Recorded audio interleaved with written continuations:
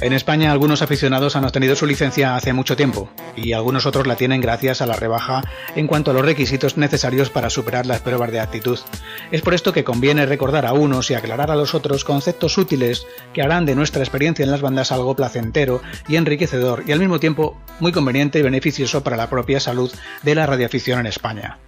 El reglamento vigente de julio de 2013 vino a consolidar los cambios radicales que nos dejó la anterior regulación de 2006, en la cual se eliminaba la prueba de Morse y se unificaban las distintas categorías Eco Alfa, Eco Bravo y Eco Charlie. Y no solo eso, sino que dejaba de aplicarse el régimen sancionador específico que manteníamos hasta entonces, que preveía retiradas de la licencia en caso de faltas graves o leves reiteradas, como no identificar las emisiones o incluso proferir insultos en las bandas de aficionado, y remitían dicho régimen sancionador a la Ley General de Telecomunicaciones. Es por eso que las jefaturas de inspección dejaron de tener que vigilar las actitudes perniciosas para la radioafición por parte de algunos aficionados y de alguna manera dejaron en nuestras manos la propiedad de velar por nuestros propios intereses de forma interina. Dicho de otra forma, no hay policía, es la comunidad quien debe autorregularse. Una buena forma de realizar esta función es alertar a un compañero de su error o ignorancia, haciéndole ver que su actitud no es la más beneficiosa para el resto, o que directamente es lesiva para la comunidad, en tanto en cuanto no se ajusta a la norma general o a las bases de una competición, por ejemplo. Aún así, cada uno es responsable de cuidar de su propia ética y moral cuando hace uso del espacio público y común, como son las bandas de aficionado. En definitiva, quien hace trampas lo sabe, aunque no se le descubra. La radioafición es una actividad regulada internacionalmente. El uso de los códigos internacionales que regulan nuestra afición están ahí para hacer las comunicaciones más efectivas y claras. Usar frases más o menos ocurrentes o graciosas para identificar nuestro distintivo o hacerlo mutilándolo proyecta sobre los demás la sensación de que nuestro indicativo no nos importa lo más mínimo y por tanto nos importa aún menos el de los demás. Utilizar sucedáneos como Quito en lugar de Quebec da lugar a confusión, ya que Quito y Kilo son muy parecidos y en cuestiones y en situaciones de ruido pues se confunden fácilmente. Al igual que cuando escuchamos a un colega de habla inglesa referirse a las letras tal y como suenan en su idioma, algunas tan parecidas entre sí como B, P, C, D, nosotros causamos la misma duda e impresión si decimos L, M, S o F, por ejemplo. Para evitar errores al consignar en el libro de guardia un indicativo, usemos el Código Internacional de Deletreo, que es una herramienta precisa y bien equilibrada para que no haya confusiones. Nuestro corresponsal y los escuchas, que son muchos, nos lo agradecerán. Nuestro indicativo es único. Quien ha tenido que realizar un esfuerzo para conseguirlo le guardará un cariño especial. Aquellos que usan solo el sufijo, además de no realizar una práctica operativa adecuada, demuestran poco aprecio por el mismo. Por otra parte, resulta bastante absurdo ofrecerlo cortado por la mitad. Si cuando das tu teléfono a alguien olvidas el código provincial o los 3 primeros dígitos, esa persona marcará un número que no es el tuyo. Igual pasa con los indicativos. Piensa que uno Delta Juliet puede ser hasta 3 personas distintas dependiendo del prefijo Eco Alfa, Eco Bravo o Eco Charlie. Algo similar pasa con el código Q. La abreviación QRA del código Q se refiere de forma inequívoca al distintivo de la estación, nunca al nombre de pila del operador. Evita decir tu nombre refiriéndote a él como mi QRA es Miguel. Quien hace eso está demostrando una falta absoluta de rigor, quedando ante los demás como un operador con poca experiencia, aunque afirme tener muchos años a las espaldas. Llevar más o menos tiempo realizando una actividad no significa que se haga correctamente. Se pueden llevar 30 años o más como aficionado, pero también llevar todo ese tiempo haciendo las cosas mal. La buena noticia es que siempre se está a tiempo de darse cuenta de los errores y ponerles remedio. Otra abreviación del código Q mal utilizada es QRZ, sobre todo cuando se utiliza en lugar del distintivo de una estación que llama. Si se está llamando CQ desde una actividad especial, portable, una expedición, hay que evitar a toda costa llamar diciendo solo QRZ. Nadie estará seguro de quién llama si nosotros no entregamos nuestro indicativo. Esto hay que hacerlo constantemente, pues a cada segundo aparecerá en nuestra frecuencia alguien que no sabe quiénes somos, aunque lo hayamos dicho antes o aunque esté anunciado en el clúster.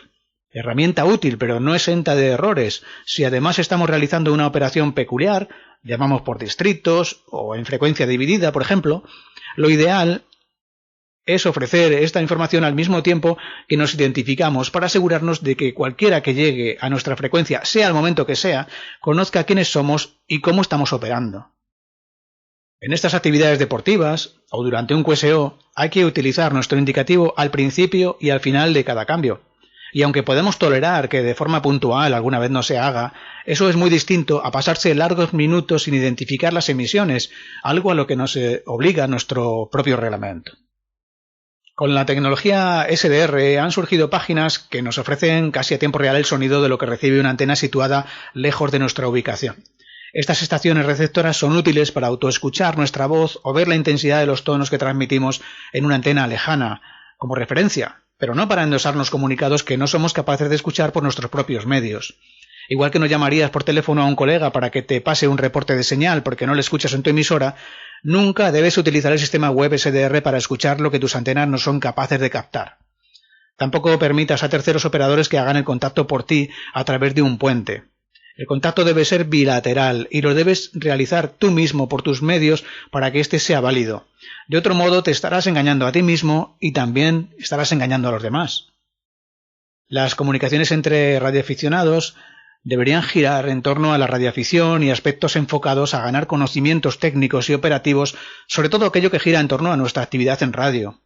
Dentro de la radioafición, el abanico es tan amplio como lo pueda ser el interés de los que forman el QSO.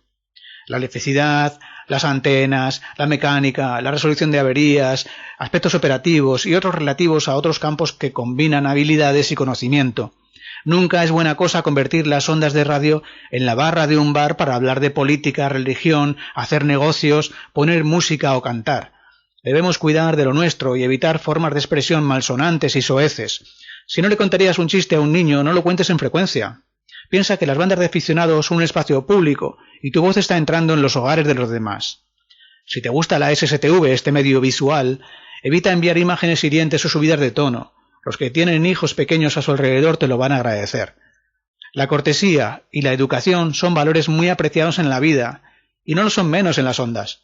Antes de ocupar una frecuencia, pregunta si está en uso. Agradece las respuestas si te dicen que sí y haz QSY.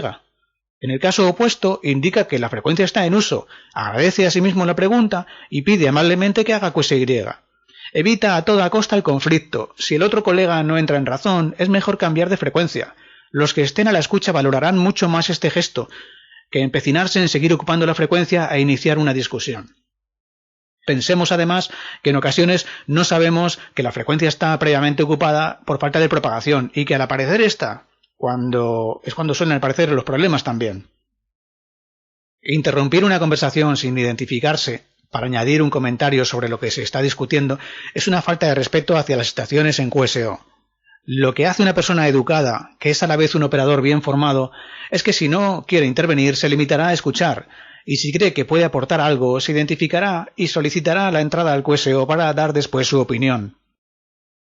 No comiences nunca a llamar en una frecuencia si no estás seguro de poder utilizarla en el modo elegido. Por ejemplo, llamar en SSB en un rango destinado a digitales o Charlie Whiskey, ventanas exclusivas para DX, frecuencias reservadas para emergencias, etc. Para eso resulta muy recomendable tener a mano el plan de bandas de nuestra región, en nuestro caso la 1, sobre todo cuando la banda que queremos utilizar y hemos elegido no es la habitual para nosotros y desconocemos el reparto de segmentos por modos. Ten en cuenta que decir CQDX en HF significa hacer una llamada para estaciones fuera de nuestro continente, o en su caso, una estación muy limitada en su actividad de X. No llames a una estación que dice CQDX si está en tu mismo continente.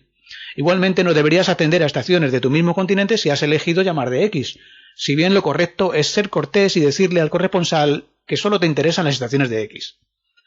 Tampoco te limites a pasar siempre el 5.9, de forma mecánica como reporte de señal. El uso del 5.9 como norma tiene sentido en los concursos donde la rapidez es un factor a tener en cuenta. Por eso las bases de muchos de estos concursos indican que el reporte de señal debe ser 5.9 seguido de un número de orden, una matrícula, una referencia, etc. Durante un QSO, tu corresponsal agradecerá que le indiques la señal real que marca el Smitter y el radio subjetivo que recibes, sobre todo en el caso de estaciones QRP a las que interesa saber la fuerza de sus señales a baja potencia. En cuanto a los repetidores, úsalos solo cuando sea necesario. Cuando uses un repetidor, no lo monopolices, sé breve en tus cambios y no lo uses para contactos que puedas hacer en directo. Ningún concurso o diploma que se precie permite el uso de repetidores para realizar los comunicados, y esto es así porque los repetidores sirven para dar más cobertura y distancia a una comunicación de forma artificial, con equipos que reciben nuestra señal por una frecuencia y la amplifican y reproducen por la otra, lo cual no tiene ningún mérito para nosotros como radioaficionados. Digamos que el repetidor hace el trabajo por nosotros. Sí que resulta conveniente, por otro lado, fomentar su utilización, celebrando QSOs interesantes de forma habitual, que traten aspectos como los que yo os traslado en este clip, por ejemplo, abriendo un debate constructivo desde la educación y el respeto, que sirva al mismo tiempo para animar a los demás al uso de repetidores que están hoy, sobre todo los de VHF, en auténtica decadencia. La norma principal de todo buen radioaficionado, con mayúsculas, debe ser el conocimiento de su medio y el sentido común, pero nunca está de más echarle un vistazo a estas recomendaciones. En fin, esto es solo un resumen, pero seguro que hay otras muchas cosas que podemos hacer para que la radioafición española brille con el fulgor que merece. Piensa que tu aportación puede ayudar a dar lustre a ese brillo o contribuir a la decadencia de nuestro medio. Piensa que, más que enseñar a los demás, debemos ser un ejemplo a seguir.